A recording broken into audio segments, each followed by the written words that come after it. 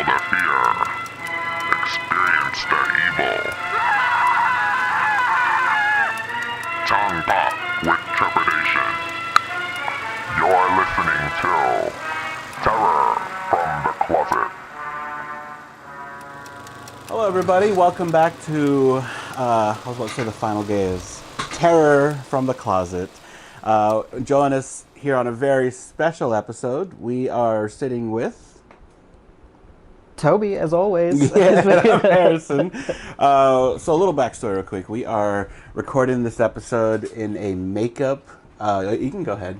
You're good. Okay. We're recording this on a makeup test for a short film we're making, and it's a little new, but we figure we'd have some fun with it. We're a little bit more laid back, and we're just going to talk about a really bizarre movie we both watched called The Deliverance, which is directed by Lee Daniels and stars Audra Day, Glenn Close, Anthony B. Jenkins, Caleb McLaughlin, and Demi Singleton. And more importantly, Monique. So I guess we'll talk about the history of our history with this movie. Okay. So what was your history like? What did you know about this movie before going into it? All I knew, so for the longest time, literally until days before I saw the movie, I didn't know it was a horror movie, because it was, they keep promoting it as the director of Precious, like it was his next movie. I kept seeing stills of Glenn Close and little clips, but nothing horror related. I thought it was just going to be another Precious type downer of a movie, or just a super, drama. Glenn Close is in it, and you're seeing her in this outfit, which even in the stills looks corny. But I'm just like, okay, he must know what he's doing. I'm sure it looks different in the film. And then, like, maybe the day before, someone posted the clip of Glenn Close saying her now famous line, and I was like, what the fuck is this shit? And then I was like, okay, we gotta watch it. So I told Brian a little movie thing with some friends and watched it. And that's pretty much it. I mean, I knew Precious. I think it's a really good movie. It's one of those movies it's not like a rewatch kind of a movie. Like, you see it and you're like, I saw that, and it was great, like a great film, but really rough. So I expected a similar type of vibe from this. And didn't that I think for me, that coined the term depression porn. Oh, probably. Maybe not the first movie I ever do it, but for me, that's where it became like, why am I watching this? It was the first time I saw Monique in that kind of a role and realized what a great actress she is. Mm-hmm.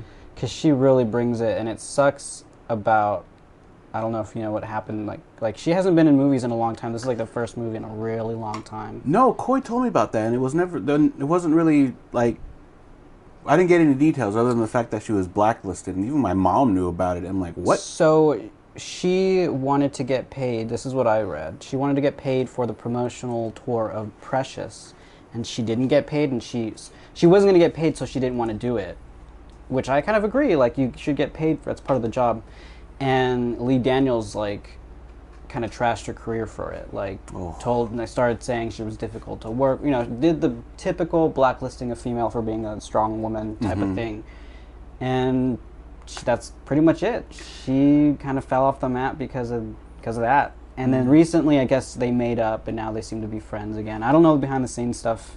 Like, obviously no one really knows unless you were there, but that's what has been said. And so, I mean, you see them on the red carpet now, they're like old chummy, but also it's Hollywood, so. Yeah, could just be a show. But I'm glad to see her again. Yeah, which I had some reservations, because for me, I know that she'd had a dramatic role in Precious, but she is still Monique. She was very much more Monique than she was in Precious, because she's still dressed in like the way she does. And okay, I guess I'll go into my backstory real quick, because I think it was Kauy, I think you mentioned it. You were all like, something about Deliverance and that it's like a movie we need to watch, and I kind of like, yeah, okay. But then when I first started hearing more about it, and like, well, first of all, here's what I heard. The most ridiculous things ever regarding a horror movie. It's the scariest film I've ever seen. And I'm like, sure. God. And then a shocking thing, and now maybe thinking back on it, maybe it was said in like she was being sarcastic, but Glenn Close needs to get nominated for an Academy Award. I'm like, okay, all right. Who said that? What was her name? It was someone on Facebook, one of my film friends from Arizona here. But I'm like, okay, all right. Glenn Close, okay, respectable. Even though she's like really taking on like the like most very specific roles of like elderly white. I don't even know. Because like you mean from like her role in Hillbilly Elegy, the Hill Folk movie. I made Brian wanted to watch it because he's like from sort of the area, and he was like, "This is shit." But she played the Nana or whatever, right? She was the best part of that movie. Oh, Hillbilly Elegy. I've never seen it, and I've only started thinking about it more because I just found out that J.D. Vance, or Never to Be Vice President, wrote the book it's based on. So where he fucked the couch and then had that edition scrapped. So like now the new version doesn't have that line in there, but his original publishing does. Ha. So, but yeah. But okay, so then I was like, okay, okay, Kauy, let's watch this. Because I think it was just recently, Sunday night or whatever, when I messaged you, where I was like, okay, let's watch it because I've heard so much about it, and Kauy actually saw more of it than me. I think he saw the clip where Glenn Close says the line, and I'm like, okay, let's see what this is all about, and yeah, the expectations were built up, and they were just completely shoved into like. A pillow was shoved into those expectations halfway through. Yeah. Yes. Yeah. And that's pretty much it. And the rest of it is history because what the... Oh, God. I should have... This is kind of like a spontaneous recording. Yeah. Because I wanted to like research the actual... Because it's based on an actual haunting. I guess we'll start with that then. So it's based off of the demon... I gotta look this up because I don't want to get the name right. But it was the story that happened in Gary, Indiana. Classic story of a family moving into a house, and then reportedly it was haunted. Yeah. So the Deliverance is inspired by the true story of Latoya Amons and her family who lived in a haunted Indiana home. I remember it having a name, but can't find it. Oh, what, like the haunting actually had a name? Like, it's not called the Deliverance haunting. It's like a real life haunt. Like, yeah. If you look at it, I can't find like it's like the demon of something, but I can't find it. No, Kauy, you can chime in on. Sorry, Kauy. Demon House. Oh, please, yeah. You mean like the movie that Zach Bagans made, where I thought it was like based off of that. Yeah, no, Zach Bagans, which the documentary. Kauy and I love Ghost Adventures. I don't care if it's corny, cheesy. We love it. We especially love Aaron, but Zach Bagans notoriously bought this house for like, I don't know, several $1,000s, and did a whole documentary about it, and it was weird. Is it good? Or is it like obviously fake, right? Like, is it? It's difficult to say because like the big finale is him going into the basement, and then supposedly, whatever happened there, you don't see it in the documentary, but whatever happened in the basement to Zach Bagans caused him to go like blind. So which is why he has to wear those big Coke bottle glasses. He's still blind. Yeah. Like still. I mean, I hope so, because he's wearing those ridiculous-looking glasses. I don't know, but I want to watch it now. You haven't seen it? Oh, I had the wonderful privilege of sitting in a theater with 2 other people. Really? Yeah, because I caught it like 1 week. It was fun. I'll have to go back and watch it. Yeah, it was only ever at Arizona Mills, and it was like there for a week, and I'm like, oh, I'm gonna watch this, and it's nothing like the TV show. It's not fun. It's just actually very depressing and like super serious. It's a sad story. Yeah, but yeah, no, based off a real haunting, and it was really funny because I'd say about the good like maybe 10-15 minute mark, while Kauy and I were watching this, we just sort of. I looked over and I'm like, Kauy, is this based off of that haunting of that family? And then we were just, oh my God, it is. And now my expectations shot higher because it was such a, I was enthralled with that story when it first came out. Mine was so low because I had no idea it was connected to anything other than the line of movies that Precious is in. So No, even more so. I didn't know Lee Daniels directed it, and it was crazy because Kauy will attest to this. And I'm like, when Lee Daniels, directed by came up, I'm like, oh shit, really? Lee Daniels directed this. Lee Daniels doing horror. Could this be a Jordan Peele situation? No. It turned out to be quite the opposite. No, unfortunately not. But okay, well, yeah, no, that's like, well, not like the actual history of the case, but the history of the case is actually pretty interesting because when you really delve into it, there were reports by child protect, or Monique's character in real life, yeah. and a nurse who has written like things that can attest to witnessing the boy of the family walking backwards up a wall. So it's kind of like the logic is, why would they lie about that on an official government thing versus like it's a hoax? So it's like, I don't know, but in the movie she was like, she saw it happen, Monique, and then she went and got the doctor and just had a conversation. Like, I would have left the hospital. I would have started screaming. And that moment was so frustrating for me because the kid does that, right? And she's just staring at him. And the next scene, she's just like, doctor, what do you think's wrong with him? Like, and I get it though. She's approaching it like a logical person. But then I did like Monique's line, and I'm not sure if it was supposed to be taken seriously, but I was laughing when she's all like, the fucking kid leaped off the bed and walked up the fucking wall. Like, what button? What button do I press? I'm like, oh, that was good. It's unfortunate that line was delivered by Monique because it is like, how would you approach that? Yeah. Like, but Monique saying it made it hilarious to me. And but yeah, no, I guess let's get into the movie, I guess. I think what is funny about this movie, because for me it ends up being so bad it's good.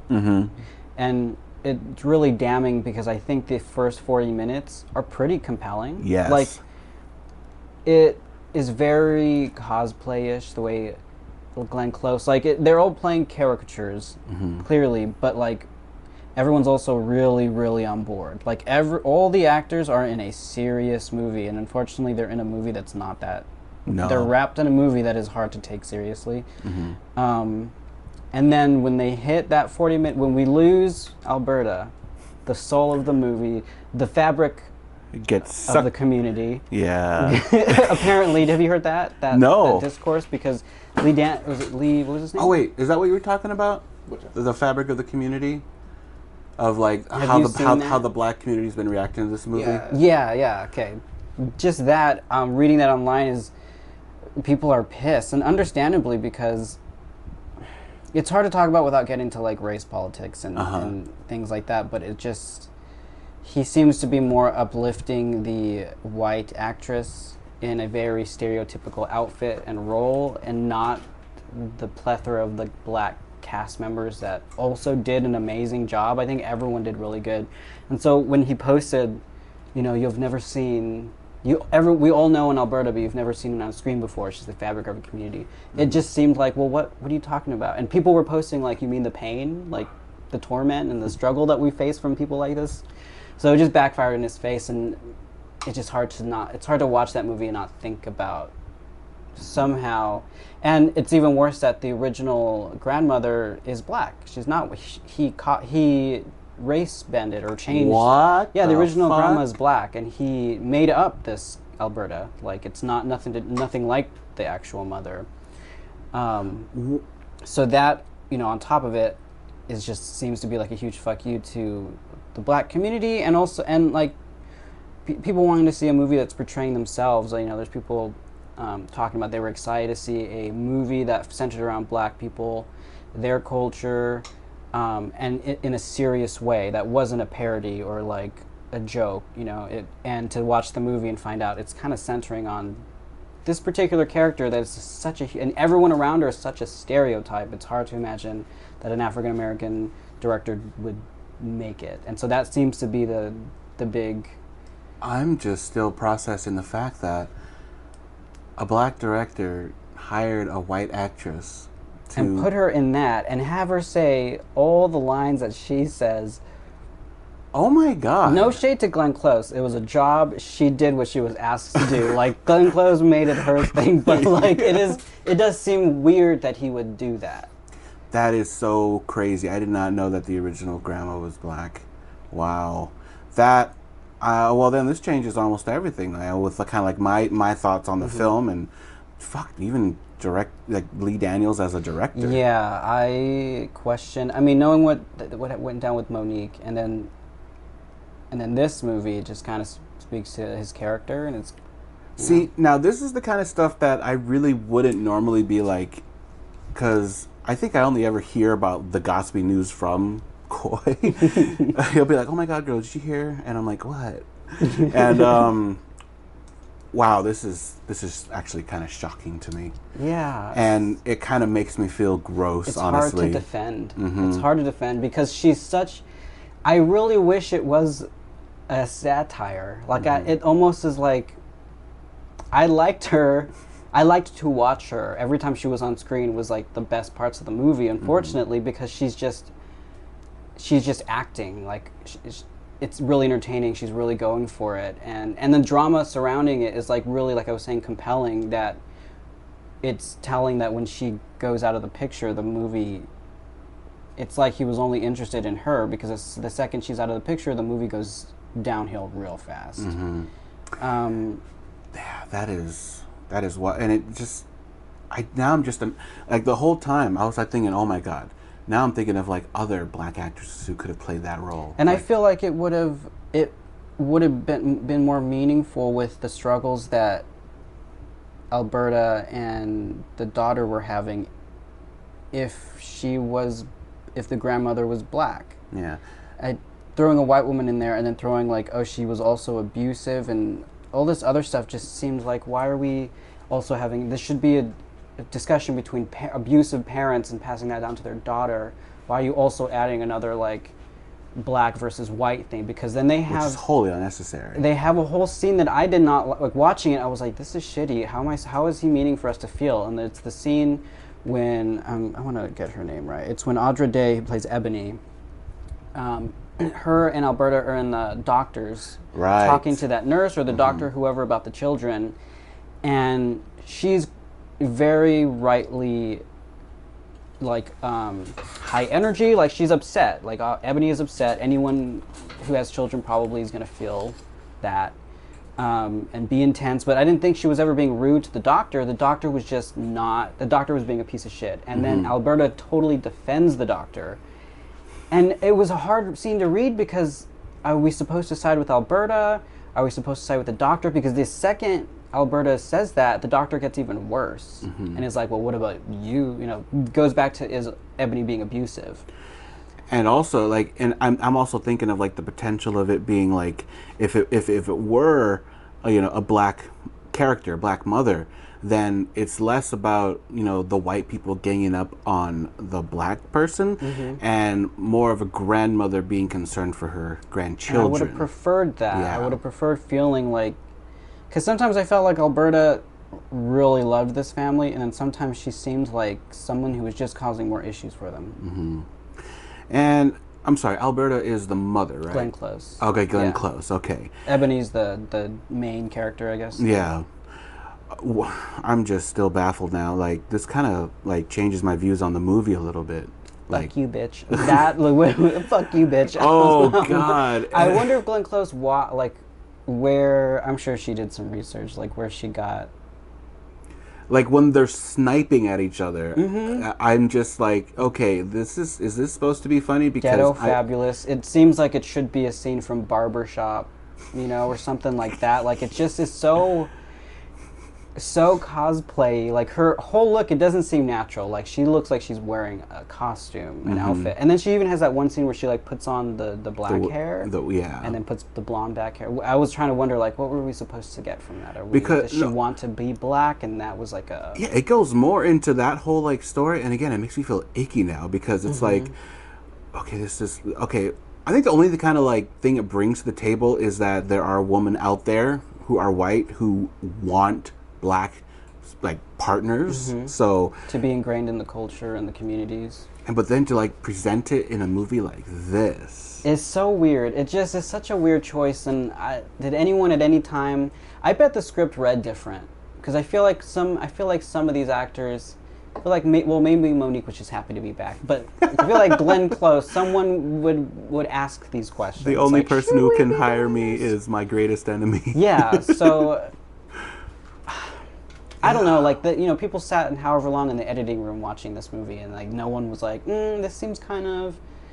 Maybe delete the doctor scene. Like, there's some scenes maybe take out that would soften. No, okay. All right. So that was like a positive aspect in only one essence, in that it kind of did that thing that I like, especially, and I think we talked about it before with like the whole Evil Dead thing of like, is she possessed or is she like a drug addict? Or, now it's like taking like a big old social stance of like, is her house infested by demons, or is she just an abusive mother? Beating her kids, yeah. Like which, I mean, in the opening scene at the table after the whole, this catfish has too much garlic. Gasped. The whole room went silent and gasped at that scene.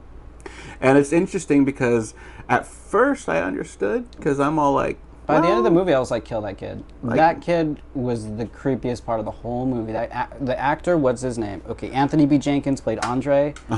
The scariest part of the movie. That kid freaked me the fuck out. Like, he does these far off stares, like glazed eye stares, and he got me. Him and Glenn Close. You know that whole logic of like, I think it was even like a post on Twitter or something, or just somewhere I've seen psychopaths in every movie will drink milk. And what the fuck is this kid's first scene? Milk.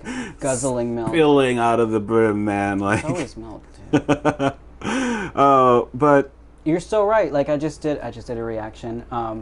Milk and cereal, and that has some stuff to do with milk in it. So. Yeah. Toby suggested that I watch this found footage YouTube movie. It's an hour long, and it's called Milk and Cereal. Cereal spelled Serial. And maybe we can watch that together. I think y'all will really like it. It goes by pretty fast, and I think you'll just be really surprised about what they were able to do with the budget. Now, please tell me, when you saw Alberta come back, like at the end, did you not see the basket case character? From who? Basket Case. I don't think I've seen Basket Case. No? Oh my god. Yeah, no, I haven't seen that because I've listened to a podcast on it, but I haven't watched it. I have never seen it, but that thing in that like conjoined twin that got cut off looks exactly like Alberta. It reminded me of stuff like she looked like, it's like the sharp teeth specifically. She looks like... I'm going to go grab my phone. Okay. Real-time reaction here, people. Let's see. Basket Case movie. I think you're gonna laugh your ass off when you see this. She reminded me of the goblin that goes in Lord of the Rings in the Two Towers. Oh, Snagga? The one that's like, what about just his feet? We don't need, or whatever, fresh meat. That one, like that's what it reminded me. I don't know. The legs? Yes, I don't need those. that. Oh, they look tasty. Oh God, I did that real good. But this is the photo I'm gonna show Toby, and there you go. How is this? That's not what, I don't know what I was thinking, but that's not what, but yes, especially the mouth. Isn't that fucking crazy? How have I not seen this movie? It's a Frank Henenlotter movie. It's been on my list for fucking ever. But no, okay. I don't even know like where to begin. Like, okay, I guess I'll give my thoughts too, because I messaged you way too prematurely that night we watching it. I'm like, we have to cover The Deliverance, and I said that with such confidence and like, this is such a great movie. I thought you finished it. I thought you were saying it because it was so out there and outrageous that like, of course we have to cover it, and everyone's talking about it, so like. And no, I said that before Alberta died. Spoilers, whatever. And to me, this was like, oh my god, this is like the greatest paranormal movie ever, because it's combining social issues with the paranormal. Like, amazing. And it's seen through a black filmmaker. So much potential, yes. And then it just completely shit itself in the third act. And so, gosh, that first half, like you said, the first 40 minutes or so was like the most intriguing aspect of the movie, because it showed like, and didn't really have horror in it. Like, just little speckles, but it was really the drama was, Precious is a good movie. You still have to give him he was able to write intriguing characters, an intriguing premise with, he took that story, but I think everything that happens in the movie is completely made up, other than, I think, like, the basic plot of, like, what happened with the haunting. Yeah, like, moving in, the social basement, issues. the social stuff, but... Like how the world saw the story. So I think, like, he was good at what he's good at, and all the stuff that involved usually like what we were talking about, the politics and everything, was pretty solid. It's trying to integrate that with the horror. And that's where it loses everything. And, greatest line ever. Can we even say the line? Like, I'm nervous to even say it out loud, but... What's the line? I can smell your nappy pussy. Oh, yeah, like, you can fucking say it. That's like... I think the gays are taking that. Okay, I'm going to take it. As a gay, I'm taking my gay card and saying I passed this checkpoint. I can smell your nappy pussy. That just is like... amazing. I'm glad we have that piece of media now that I can call back to a GIF or whatever. But it's kind of like how the gays took the Babadook too. I kind of love that though. That movie's 10-year anniversary it's a frustrating coming up. movie. I don't care for that movie. Yeah, it's a good movie, but that kid ruins it for me. I can't. Why can't you be normal? Oh God, I don't know that second half. It's like, did Lee Daniels even want to make a horror movie? That's the thing, is like, did he watch any horror movies before this? Or my concern is that he's seen every exorcism movie ever made and then created the most generic, bland version of one. That's why I'm glad we're covering it, because it is, even though it's a bad movie, there's a lot to talk about it. There are some bad movies that are not worth talking about. Like, they're so bland and boring. At least this movie has enough in it to have a conversation about. It's such a disappointing movie because you see all the, like, potential that it could have had. Yeah, because I can't really fault the actors because... Yeah, I don't fault the actors because I feel like everyone, including those kids, brought their A game. What's his face from Stranger Things? I was surprised to see him there. Little Mike. Looking handsome. And he's an adult now, I can say that, right? Yes. Okay. Yes, you can. I haven't watched Stranger Things in a really long time, so I keep picturing them all like they look like in Stranger Things. So when I saw him, I was like, whoa. This kid, I'm like, I didn't recognize him at first. I'm like, oh my God, that's the kid from Stranger Things. Yeah. I thought, one thing I thought was funny, I thought Alberta being a big whore was really hilarious. And like when she's talking to I forget who, there's a guy that's into her. Which brings me to my next point. Okay, yes, I'm glad I could.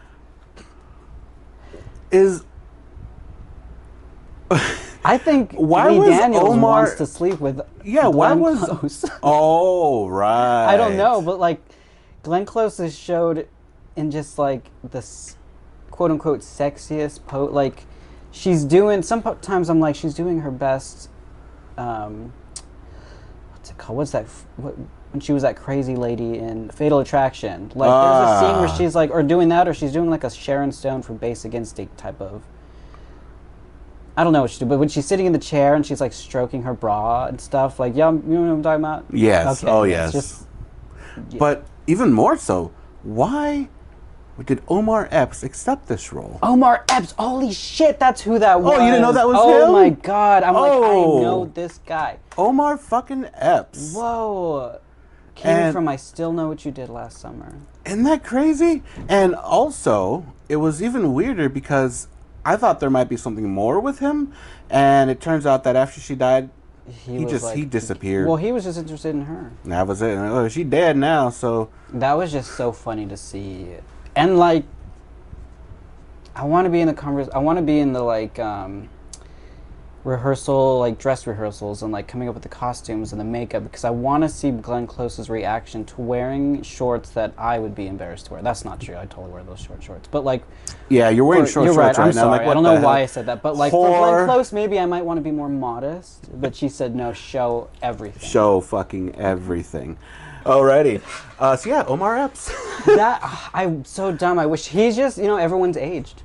I'm just, sometimes I see an actor in a movie, and if I don't see something with him in a while, my last image is just them from I Still Know What You Did Last Summer. I know he's been in more, but like that's probably the last thing I've rewatched with him in it. So when I knew he looked familiar, and our friends were with Kauy, Uh-huh. was like, that's blah, blah, blah. But he didn't say, he couldn't come up with the name, so I was like, I don't know who the fuck this is. But Oh God! And you know, wasn't he in that but movie? maybe if Lee Daniels, he might be one of those directors. Especially, I mean, he has a good repertoire of some movies, right? He only has like 2 other movies. Right? Or does he have, Yeah, like- The Butler and The United States versus Billie Holiday. Okay, I've only seen Precious then. And but whatever movie was before Precious, I don't even sure what that was. But I mean, I'm sure he might be a director that actors want to work with. Obviously, Glenn Close did. So maybe if Lee Daniels calls you, you just say yes. Sure. Like Quentin Tarantino. Is he the Quentin Tarantino? Definitely not. No, I'm sorry. I'm just reaching. Just reaching. This is an unplanned episode, so I'm just kind of. Was Omar Epps in that movie with Josh Hartnett and Julia Stiles? Oh. It was Othello. Othello, a modern for- update of Othello Yes, called he was. O. That was like his breakout movie, I think. Yeah. And then he No, he wasn't. He wasn't in 10 Things I Hate About You. You know Is what? he? I have Is never. that- I that's a have gen- never that's seen a that. s- That's another. I know it's Styles, another right? Shakespeare thing. Yeah. Okay. I've never seen 10 Things I I Hate saw it About way You. back when, and it was Heath Ledger. Mm-hmm. Was like the And Julia Stiles, right? and Julie Stiles. Yeah. Yeah, she was doing a thing back then. And I just because I mean, aside honestly, I still know that Summer is like one of the like movies I have never really seen a lot of. You know, And I think I may have told you, like, Corey came over one time and we Mm-hmm. watched I Know What You Did Last Summer, and I think it was either you or Coy that I shared this with, but I've actually never really seen that movie properly. Like, I've never sat down full blast, now actually you can watched listen it. to a whole commentary of us watching the movie and Yeah. talking to the whole thing, and you can hear us audibly get drunker and drunker as we get to the end. But it was a great time. I mean, that was fun. But I love that movie. The first one. Yeah, but I still have never Well, then properly we should seen watch. it. We should do a screening then because Then I'm I concerned love because I'm gonna think because Corey was great, but then like Helen he Shivers. always wanted to talk Mm-hmm. about something, and I'm like, I was too afraid to be like, I haven't actually seen this, so I can't get the You references should have you're told actually him. saying. You should have said, "This is a first time watch." But yeah, I've only ever seen it like low volume, reacting to it verbally because I have to, and it was just like, oh, I think it looks great. One of my favorite horror scores like ever. Frizzell or Debney? Debney. Debney. John the, Debney. The for chase, everyone. okay, and one of the best chase scenes, maybe the best for, like, in my opinion, because I have not, till today, someone point me in the direction, have not seen a movie with a chase scene better than Helen Shivers, Sarah Michelle Gellar's chase scene, which is like a 20-minute long chase scene. Like, she escapes from a fucking car, right? Breaks her way through, runs to her family store, sister's killed, runs around the store, then jumps out a window, lands in garbage, and then runs down an alleyway to just be murdered. Right, she does do the dumb thing where she looks back 5 inches away from safety and he gets her. And I was in marching band in high school, so I even have that music is ingrained in my head. Oh, I thought you were gonna say you have like the source from the score as a complete score. I had it at one point. Now I don't have it on the one hand. Now I just have like my favorite pieces. Julie's theme is real good too. Sorry, my little segue or tangent of I Know What You Did Last Summer. I love these little moments where we kind of like stray away from the movie. When I always say when I make a full-length horror movie, I'm gonna have every chase scene like that. I don't know why people don't do it. I mean, maybe even my favorite horror franchise, Scream, doesn't have that chase scene. Like, I haven't found one in any of those movies that matched it. Maybe Sydney's in the first one. Because Casey was she wasn't really chased. She was and lots of people are chased in the third one. A lot of people are chased. You're right. Yeah, the mansion there are, but none that hit that spot. Yeah. Because Scream 3, they are running around, but they're also acting really cartoon. It's like the Scooby-Doo one. Scooby-Doo. Were there any in Scream 5? Scream 4 and 5 are kind of no. Scream 4 actually very much has. What the fuck just came out? 6? 6. Okay, so Scream 4 is the one that I'm like. 6 has actually 6 does have a fucking sweet ass chase scene, and that's the whole apartment. For me, the whole apartment. Is that the ladder scene, one? Yes. Yeah. Because that also I like chase scenes. Maybe I'm figuring out that have multiple stages. Because it starts in the apartment, goes in the bedroom, and then across the ladder. Okay, so I guess you proved yourself wrong then. Never mind. I just talked to myself. Well, I don't think. I don't think it's still. I mean, still. I think it's still my favorite chase scene. As I know what you saw, Dylan. Yeah. For me, maybe it was. I was very impressionable when I first saw it. It was one of the first scary movies I watched. So yeah. And there's just like there's no chase scenes in Deliverance. There's no chase scenes. We were talking about Deliverance. No. So Other than people I gotta chasing their ask. dreams. I gotta ask you this because this happens every episode. They didn't reach him in that movie. But the religious aspect of the movie. Yeah, of course. I thought it was so hammy and ham-fisted and really shoved in there, kind of. And it's funny because the minister, is that what she called herself? Yeah. Who comes later, who like the exorcist to come do the deliverance. I didn't know. Is this a made-up thing? Because I didn't know there was like another version of an exorcist. Because she was doing an exorcist, but maybe she was like Pentecostal, and I come from Apostolic, which is a very stricter version of Pentecostal. They come from it's like they believe in the Bible, just like word for word. So like, and they believe in demons and doing all this stuff. But I've never heard of a deliverance. I've heard of like I've heard you come over and you pray for someone, and they do. She did the stuff.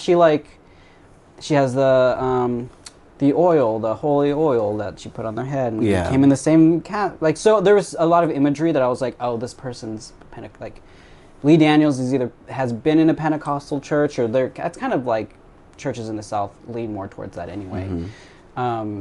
So I was getting a vibe of like, okay, I know what they're doing. I can see all the symbolism, but I didn't care for it. I thought the movie would have been much better without the Jesus saved everyone at the end. Yeah, and it wasn't. I was so. And the way they defeat the demon, like, and they do say when she said is like if you call, if you go with the power of Christ within you, you go with that strength, and the demon's going to run away. That is what they teach as well. But she got taken out so easy. Yeah, and she was so like on a mission to save these people, and she just was like. Actually, I was just scared the whole fucking time. So. Oh my! It was embarrassing. Goodbye. I felt embarrassed for her. Yeah, I was like, you got fucked. Like, you got jacked up. You did all this. You did all this stalking. You took pictures of them forever, and you got 5 minutes into the deliverance. Fucking taken down. Got your ass delivered to you. You like that one? And this is not that it bugs the fuck out of me. It reminded me of Exorcist Believer. I haven't seen it yet, but you can say it. Wait, you've never seen Exorcist Believer? No, because it looked like shit. And everyone says it's shit. This could be so bad it's good. One. Really? Yes. Because I was intrigued with the two. There's two kids being exorcists. Yeah. That's like any sequel though. Let's do the original, but bigger. No, there's two people. There was a scene in Exorcist Believer where they invite the priest, and he had no fucking point of like. They never do. It was like that World War Z zombie or the guy, right? Where he's like, I'm gonna save the world, and he ends up shooting himself. Yeah. Oh my god, yes, that pisses me off. Because I remember that because he just like went in and like, yeah, I'm out, and then that's it. Like, I don't know. It was embarrassing.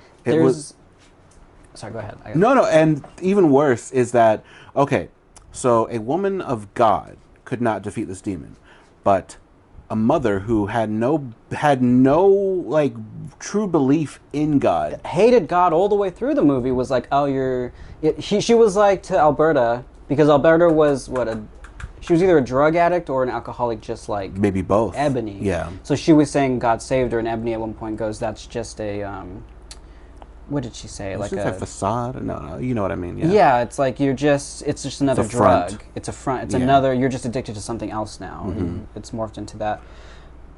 I just felt it was so cheesy to then go in. Then that ends up saving her. Well, it still kind of falls in real life because what if she got so drunk, her power was like being an alcoholic, and if she got so drunk, and then the that's demon what can't get into demon. it. Yeah. Like I said, you piece of shit. What? Oh dang, she's drunk. It was funny at the end before the demon dies. He goes, "Whoa, wait, Hold on. Like, oh shit, it's actually working. Oh Let's god. talk about this. This is like the Legend of the Drunken Master. And then tries to be like, come on, girl, we're the same. You're going to do this to me? Fuck off, demon. What? And then, okay, and this will always bug me when demons burst into flame. Like, that should feel good. Yeah. Like, because you're from hell. Yeah, Why are you screaming? Maybe they're just Holy screaming fire? because they're upset that they're going back to hell. They're like, fuck. It's not really the fire, it's what it represents. But also maybe it's holy flames. I'm not buying it. But then he also got dragged down a hole, which was like, which one is it? Did he burn, or are you gonna like? Does the whole go to hell? Because then there's a sequel right there. Yeah. Well, I mean, yeah, the sequel is going to be where Lee Daniels. Scientists go down into the hole. No. Even better. Lee Daniels is going to make a film adaptation of Zach Bacon's experience in the house. Oh, honestly? No. It'll be terrible. Honestly? But it would be like, can't be any worse than this movie. I think we should do it. And I think we should play the characters. Be like, today why do I sound like Donald Trump? I was like, today we're going to the demon house, the best demon house, the scariest people stay. I don't know what the fuck just happened there. Letting the demons through the holes. Gotta let the demon through my hole. Oh, wait a minute. You cut that, please. The demon's a great guy. Great guy. The best demon. That's just my impression of demons. God, I don't know. Just I can't really recall anything. I mean, I guess we could talk about Monique a little bit. Who I again like was bringing it. Like she was acting. Like they were all real. Like I really liked her, and I liked that because you're so focused on Ebony and Alberta, their story. When by the time, because Monique doesn't come in for a good chunk of time of the movie. By the time she comes in, you're thinking, and they've been talking about DCS. You're thinking she's gonna like trying to ruin their lives. Or that she's going to be really evil or just overly mean.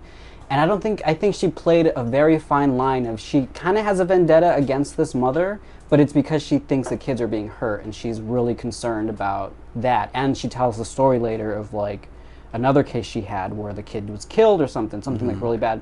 So I was expecting to hate her, but I thought she did a really good job of not making me hate her. Like I got where she was coming from. It put Ebony and everyone a tight spot, and it was making things worse, but you could see from her point of view like where she was coming from. And I liked that. I didn't hate her, and I actually towards the end I was like, oh fuck, I was kind of worried that she was gonna get taken out by that kid. Yeah, and so she was too sassy though. She got away. I got two things on that. One, Monique had the strongest dramatic scene with the story of her son in the movie. Okay, it was her son, yeah. Yeah, so I thought that was like really powerful.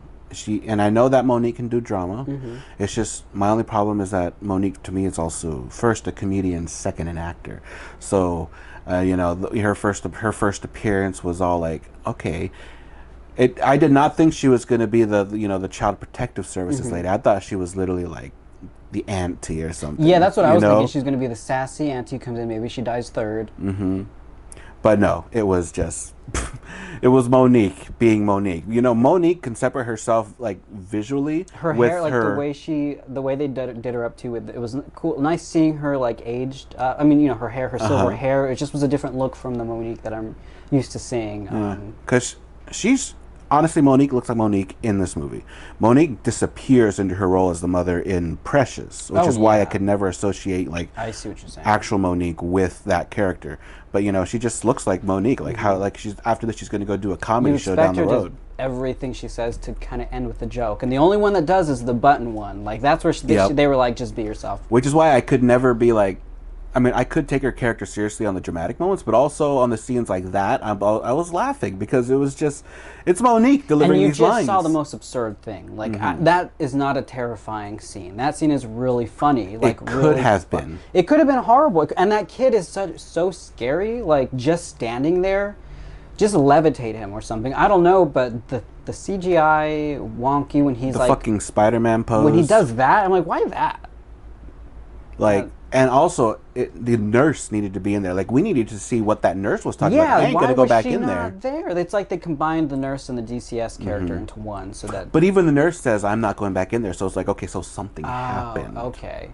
But I guess, I don't know, cutscene. It was a long movie. Like, I told Brian after watching it that I thought the movie was cut to shit. Like, it was edited very choppily. Like, I do feel like there's another cut out there that might either smooth things out or explain some more, maybe make it worse. But Release I do the feel Daniels cut. Yeah, I do feel like there were scenes that like just ended abruptly, or felt like there should have been more there, but they just had to keep moving.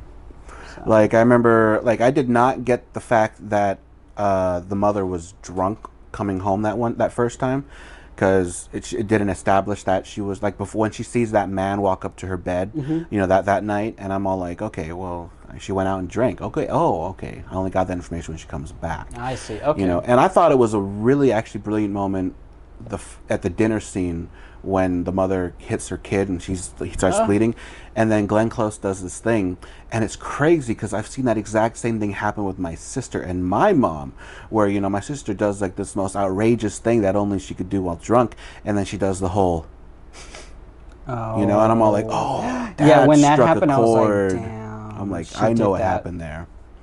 And yeah, I mean, aside from that, those are like the two shining moments for me. That moment and Monique, her dramatic story. Everything else, I can actually tell precisely when Kauy checked out. Because I'll always know when he's into a movie we're watching, he will not check his phone. But then I know when he's not into a movie, he'll just check his phone. Well, You have anything else to... I really don't, because... Do you think you'll be watching this again? No. You know, I could see it being like, if we do Patreon, doing like a commentary of it. I Like, guess... every time Glenn Close says something really racist, or says, every time someone says, do it, bitch, take a shot. Yeah, that's what I was going to say. I'll say, the only way I'll do it is if we do what we did for I Know What You Did Last Summer, and I just get progressively drunker as the movie goes on. I think that's what we should do. Because... That's what the audience wants. Yeah, that's the only way. And we could even do it with these little lav mics now, you know? Because, oh, God, yeah, should we get into the final thoughts? Yeah. Okay. And then we'll do this, and then we'll go back to business with the makeup. Okay. But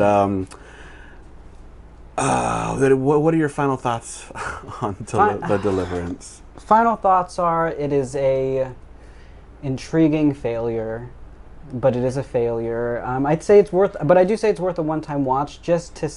We've talked about it, but you really need to see the images to really get like how off-putting some of the stuff is and how corny it is. But also, there's some good performances. I think watching it for Glenn Close is enough, and especially for "I can smell your nappy pussy." Yeah. It's really, I think that line is what this movie has become, at least online. Like that's what people It's been think memed. of this movie. So yeah, one-time watch, but it's not good. I definitely think it can be a so bad it's good. Have a couple drinks first. Light Lots a of doobie. drinks. Like the mother. Rip a bong. Yeah, Hit just your like kids. the mom. Hit your kid one at least once before, and then one after. And that's my review of Deliverance. Oh, here now the tables have turned. Oh my god. Okay. Good. Yeah. So, God, I loved this movie until I absolutely hated it. Again, like I said before, the first half is a wonderful human drama filled with a lot of social issues, and but actually, I kind of don't like those anymore because they feel forced, considering that the original grandmother in the real life story was black and not Glenn Close. So, yeah, the horror is not scary enough for horror fanatics to love. It's the most generic, embarrassing exorcism movie since Exorcist Believer.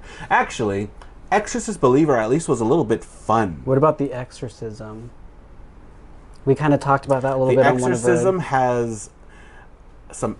I think it has trying to combine like the whole Evil Dead thing of, is he an alcoholic or is he possessed by a demon? It's both. Is she an alcoholic or is she possessed? No, or Is she haunted by a demon? yeah, she's haunted by a demon. It's both. It's both. And both movies execute it very poorly.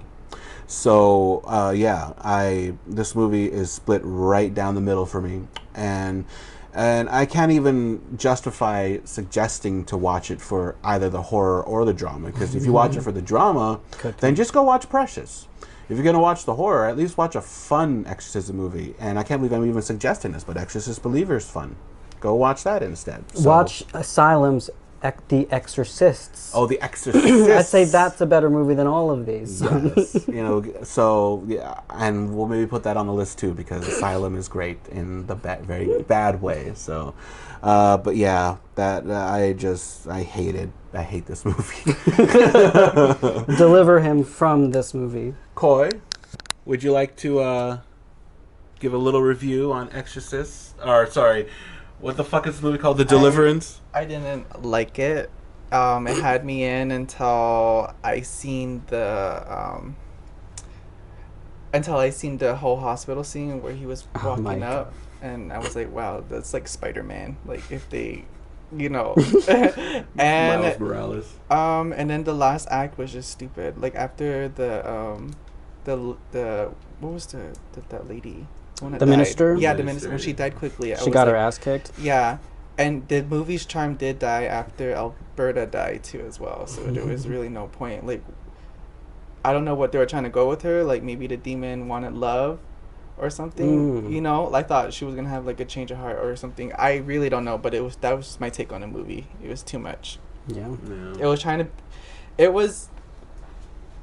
I feel like it was trying to pander to a certain audience. Okay, yeah. And by making it raunchy, like trying to be like the whole I can smell your nappy. Like you can tell that part was for shock value, but it didn't it didn't stick. Yeah. But yeah, overall I didn't like it. And I know that there's an interview out there where they talk with Glenn Close about that line. I need to watch it because I haven't seen it. But there you go. What do we do? What do we do for rating? How many nappy I pussies guess that's the out only of thing I can 5 think of. do you give? Or yeah, here we go. All right, look right there. All right, Toby, how many nappy pussies out of 5 do you give The Deliverance? I mean, it's like a 1. People I feel would hate me because I rated Alien Romulus a 3, and maybe it should have been a 4. I know, but I have problems. I have problems. I'm learning the older I get to stick by them. Not stick with my problems, but like stick by my opinions.